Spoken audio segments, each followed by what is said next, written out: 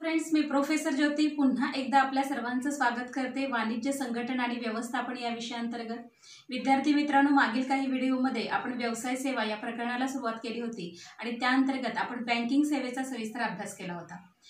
विद्यार्थी मित्रांनो, मागील व्हिडिओमध्ये आपण विमा या घटकाला सुरुवात केली होती। त्यामध्ये विमा या घटकाची व्याख्या आणि त्यातील काही विशिष्ट संज्ञांचा आपण अभ्यास केला होता। आज आपण विमा या घटकांतर्गत पुढील भाग म्हणजेच विम्याची तत्वे याचा अभ्यास करणार आहोत। आता विम्याची तत्वे म्हणजे काय, तर ज्या वेळेला विमा हा दोन व्यक्तींमधला करार आहे आणि या दोन व्यक्तींमधला करार होत असताना हा करार वैध ठरण्यासाठी काही गोष्टी या दोन्ही घटकाकडून पाळल्या गेल्या पाहिजेत आणि ते पाळत असताना ज्या ज्या घटकांचा समावेश होतो त्याला आपण विम्याची तत्वे असं म्हणतो। तर विम्याची तत्वे सांगणारे एकूण 7 मुद्दे इथे दिलेले आहेत, म्हणजे ही 7 विमा तत्वे आपल्याला दिलेली आहेत। तर या तत्वांचा आपण अभ्यास करूया। विम्याच्या तत्वामधील पहिलं तत्व आहे ते म्हणजे परमोच्च विश्वासाचे तत्व। आता परमोच्च विश्वासाच्या तत्वामध्ये काय सांगितलेलं आहे, तर विमेदार आणि विमा कंपनी या दोन्हीमध्ये एक विश्वास असला पाहिजे। म्हणजे काय, तर विमेदार जेव्हा विमा घेत असतो एखाद्या कंपनीकडून त्यावेळेला त्याने आपली संपूर्ण माहिती त्या विमा कंपनीला व्यवस्थितरित्या सांगणं अपेक्षित आहे। कोणतीही माहिती लपवून न ठेवता किंवा चुकीची न ठेवता योग्य अशी माहिती त्या विमा कंपनीला देणं अपेक्षित आहे। त्याचबरोबर विमा कंपनीने सुद्धा ज्या वेळेला विमेदाराकडून विमा पत्र भरून घेतलेलं असतं, अर्ज भरून घेतला जातो, त्यावेळेला संपूर्ण माहिती त्या विमेदाराला देणं अपेक्षित आहे। त्यामध्ये माहिती स्पष्टपणे किंवा अचूकपणे ते सांगणं गरजेचं आहे। त्यामध्ये असलेले अटी किंवा नियम किंवा आहे त्या सगळ्या तिथं सांगणं अपेक्षित आहे, जेणेकरून दोन्हीही घटकांचा एकमेकांवरती चांगला विश्वास बसेल आणि मग त्या विश्वासातून हे विमा घेतला जाईल। दोघांनीही म्हणजे विमा कंपनीने आणि विमाधारकांनी एकमेकांना जर सत्य माहिती दिली तर त्याला परमोच्च विश्वासाचे तत्व असं म्हटलेलं आहे। उदाहरणादाखल आपण असं बघूया की एखाद्या व्यक्तीनं ज्या व्यक्तीनं विमा घेतलेला आहे त्याने आपल्या समजा आजारासंबंधी जीवन विमा घेतला असेल तर आपल्या आजारासंबंधी संपूर्ण माहिती विमा कंपनीला देणं अपेक्षित आहे। जर एखाद्या व्यक्तीला हृदयविकाराचा आजार असेल तर त्या विमा कंपनीला तसं त्याने सांगितलं पाहिजे। जर पुढे जाऊन त्याच्या हृदयविकाराने मृत्यू झाला आणि त्याने जर पूर्वी त्या कंपनीला असं सांगितलं नसेल की त्याला हृदयविकाराचा आजार होता तर विमा कंपनी अशा विमेदाराला नुकसानीची भरपाई देत नाही। म्हणजे थोडक्यात काय, तर विमा कंपनीने विमेदाराला सर्व माहिती देणे जशी अपेक्षित आहे तसं विमेदारानेही विमा कंपनीला सत्य ती माहिती देणं अपेक्षित आहे। यालाच परमोच्च विश्वासाचे तत्व असं म्हणतात। दुसरं आहे ते म्हणजे विमा हिताचे तत्व। आता विमा हित ही आपण ह्याच्यात बघितलेलं आहे संज्ञामध्ये की पॉलिसी घेत असताना प्रत्येक व्यक्तीला ज्या घटकामध्ये हित आहे असं वाटतं त्या घटकावरती तो पॉलिसी घेत असतो। म्हणजे ज्या वेळेला विमेदार पॉलिसी घेत असतो, खरेदी करत असतो, त्यावेळेला ज्या घटकावर मध्ये त्याला हित आहे, विमा हित आहे असं वाटतं त्या घटकाला सुरक्षित करण्याच्या दृष्टिकोनातून तो विम्याची पॉलिसी घेत असतो। त्यावेळेला त्याचं नेमकं कुठल्या घटकामध्ये हित आहे हे समजून त्यानं पॉलिसी घेतली पाहिजे। उदाहरणार्थ एखाद्या व्यावसायिकाला त्याच्या मालामध्ये हित वाटू शकतं, त्याचा माल सुरक्षित राहावा असं त्याला वाटत असेल। एखाद्या व्यक्तीला जीवनामध्ये हित वाटत असेल तर तो जीवन विमा घेत असतो। एखाद्या पत्नीच्या जीवनामध्ये हित असेल, सुरक्षितता त्याची घ्यायची असेल वाटत असेल तर तो पत्नीसाठी जीवन विमा घेतो। म्हणजे संपत्तीमध्ये जर एखाद्याला हित आहे असं वाटत असेल तर तो संपत्तीचा विमा उतरवत असतो। थोडक्यात काय, तर ज्या घटकामध्ये विमा हित असेल त्या घटकावरती विमा उतरवणे अपेक्षित असते। ज्या वेळेला एखाद्या घटकावरती नुकसान भरपाई देण्याची वेळ येते कंपनीला, त्यावेळेला कंपनी हे पाहते की त्या व्यक्तीचं त्यामध्ये विमा हित आहे का। विमा हित आहे असं जर त्या कंपनीला वाटत असेल तरच ती कंपनी नुकसान भरपाई देते, अन्यथा नुकसान भरपाई देत नाही। त्यामुळं विमा हित हे भौतिक स्वरूपाचे असावे आणि त्याला आर्थिक रूपांतर करण्यासारखं असावे। म्हणजे ज्या घटकाचं नुकसान झालेलं आहे ते भौतिक स्वरूपात दाखवता आलं पाहिजे आणि त्याचा आर्थिक मोबदला देता आला पाहिजे। असे विमा हित विमेदाराला त्या घटकामध्ये असणं अपेक्षित आहे। तिसरं तत्व आहे ते म्हणजे नुकसान भरपाईचे तत्व। आता अनपेक्षित घटनामुळे विमेदाराला होणाऱ्या नुकसानीबद्दल नुकसान भरपाई देण्याचं किंवा नुकसानीचं आश्वासन हे विमा कंपनी देत असते। नुकसान भरपाईचे तत्व म्हणजे काय, तर नुकसान भरपाई म्हणजे विमेदाराला अनिश्चित घटना घडण्यापूर्वी तो ताबडतोब ज्या परिस्थितीत होता त्या परिस्थितीत नेऊन ठेवण्याची हमी म्हणजे नुकसान भरपाई।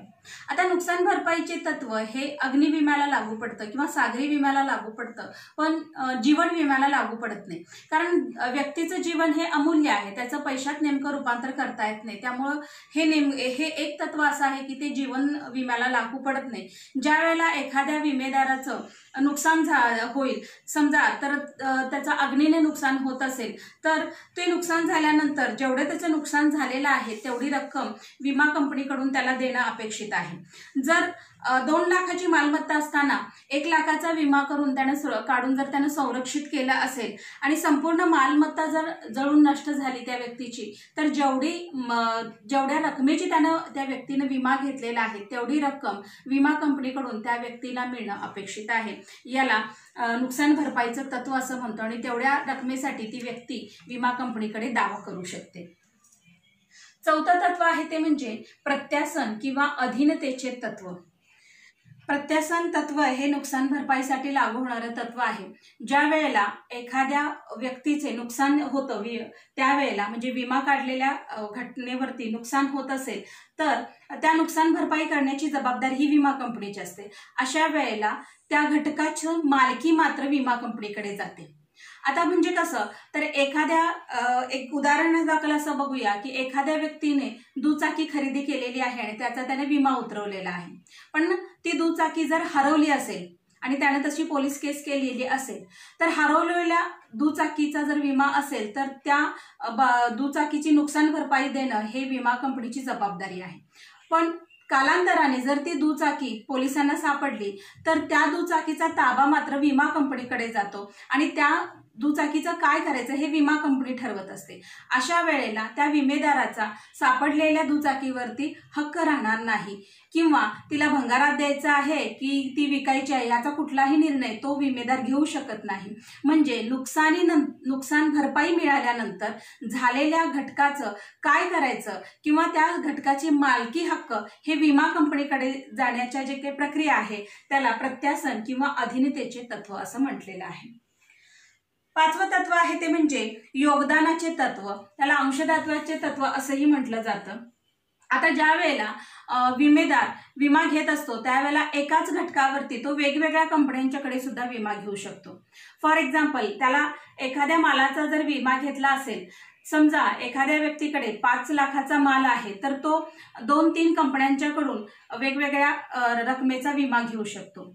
आता हा 5 लाखाचा माल जर त्याचा जळाला किंवा नष्ट झाला काही कारणास्तव, तर तो 5 लाखाचा विमा जर वेगवेगळ्या कंपनीकडे, एका कंपनीकडे 1 लाखाचा, दुसऱ्या कंपनीकडे 2 लाखाचा आणि तिसऱ्या कंपनीकडे 2 लाखाचा असं जर त्याने विमा काढला असेल, तर प्रत्येक कंपनीकडून त्याला तेवढी नुकसान भरपाई मिळते।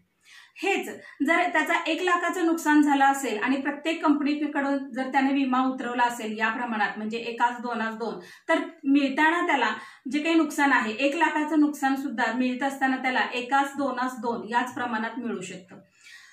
काढलेल्या विमाची रक्कम जास्त असेल आणि झालेलं नुकसान जर कमी असेल, तर अशा वेळेला तो कुठल्याही एका कंपनीकडून ही नुकसान भरपाई घेऊ शकतो किंवा उतरलेल्या विम्याच्या प्रमाणात तो सर्व कंपनींच्याकडून नुकसान भरपाई जर घेत असेल तर त्याला योगदानाचं तत्व असं म्हटलेलं आहे। पुढचा मुद्दा आहे ते म्हणजे नुकसान कमी करण्याचे तत्व। आता विमेदाराची ही जबाबदारी आहे की ज्या घटकावरती त्याने विमा उतरवलेला आहे त्या घटकाच्या बाबतीत त्यानं पूर्ण खबरदारी घेणं अपेक्षित आहे। म्हणजे त्याची ही जबाबदारी आहे की तो घटक सुरक्षित राहण्यासाठीचे जे काही पर्याय आहेत त्या सर्व पर्यायांचा त्यानं वापर करणं अपेक्षित आहे। उदाहरणादाखल आपण असं म्हणून चालूया की एका गोदामामध्ये जर माल ठेवला असेल आणि त्याच्यावरती विमा उतरवला असेल, तर तो माल सुरक्षित राहण्यासाठी त्या व्यक्तीनं त्या गोदामाची सुरक्षिततेच्या दृष्टीने सर्व काळजी घेणं अपेक्षित आहे। म्हणजे त्या मालाला जर चुकून आग लागली असेल तर ती आग विझवण्यासाठी त्यानं काही प्रयत्न केलेले असले पाहिजेत किंवा अग्निशामक दलाला पाचारण केलं असलं पाहिजे किंवा प्राथमिक जे काही प्रयत्न करणं अपेक्षित आहे ते प्रयत्न त्यानं केलं असेल आणि तरी सुद्धा त्याचं नुकसान झालं असेल, तर अशा नुकसान भरपाईची हमी विमा कंपनी घेत असते। पण विमा उतरवलेला आहे या कारणासाठी जर व्यक्तीने कोणतीच हालचाल केली नसेल, म्हणजे ती सुरक्षिततेच्या दृष्टीनं कोणतंच पाऊल जर उचललेलं नसेल आणि त्यामुळे जर घटकाचं नुकसान झालं असेल, ज्या घटकाचा विमा उतरवलेला आहे त्या घटकाचं नुकसान झालं असेल, तर मात्र विमा कंपनी आपल्या अभ्यासानंतर असं सिद्ध करते की त्या नुकसान कमी करण्यासाठी संबंधित व्यक्तीनं कोणतीही कारवाई केल्या नसल्या कारणाने त्या घटकावरती जी काही नुकसान भरपाई देणं अपेक्षित असते ती नुकसान भरपाई विमा कंपनी त्या व्यक्तीला देत नाही। आणि शेवटचं तत्व आहे ते म्हणजे सर्वसाधारण कारण तत्व किंवा निकटतम तत्व। आता सर्वसाधारण कारण तत्व म्हणजे काय, तर एखाद्या नुकसानीला नेमकं कारण काय आहे हे विमा कंपनी पाहत असते। आता नेमकं कारण प्रत्येक वेळेला वेगवेगळी कारण, म्हणजे एकच घटना घडत असताना एकच कारण असेल असं सांगता येत नाही, कारण वेगवेगळे असू शकतात। पण विमा काढत असताना कोणत्या कारणाला धरून विमा काढलेला आहे ते कारण जर लागू होत असेल तर विमा कंपनी त्या नुकसान भरपाई देत असते। समजा आपण एखाद्या मालावरती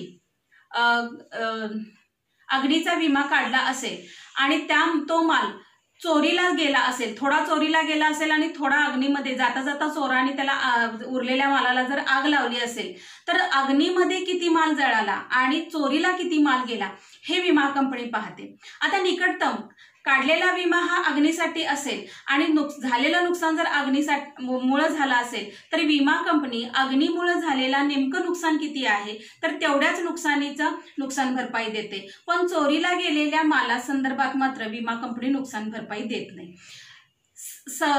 ही प्रोसेस प्रत्येक घटकाच्या बाबतीत होत असलेला आपल्याला दिसून येते। म्हणजे विमा कंपनी जेव्हा ही नुकसान भरपाई देत असते त्यावेळेला त्याचं निकटचं कारण म्हणजे होणाऱ्या नुकसानीचं नेमकं कारण काय आहे ते अगोदर पाहते आणि ते नेमकं कारण जर त्यांच्या करारामध्ये समाविष्ट असेल तर त्या कारणाला अधीन राहून नुकसान भरपाई देत असते। तर विम्याची तत्वे बघत असताना आपण एकूण 7 घटकांचा किंवा 7 तत्वांचा इथं अभ्यास केलेला आहे। पुन्हा एकदा या 7 तत्वांचा आपण अवलोकन करूया। त्यामधलं पहिलं आहे ते म्हणजे परमोच्च विश्वासाचे तत्व, दुसरं आहे विमा हिताचे तत्व, तिसरं नुकसान भरपाईचे तत्व, चौथं प्रत्यासन किंवा अधीनतेचे तत्व, पाचवं योगदानाचे तत्व, 6 नुकसान कमी करण्याचे तत्व आणि 7 सर्वसाधारण कारण तत्व किंवा निकटतम तत्व।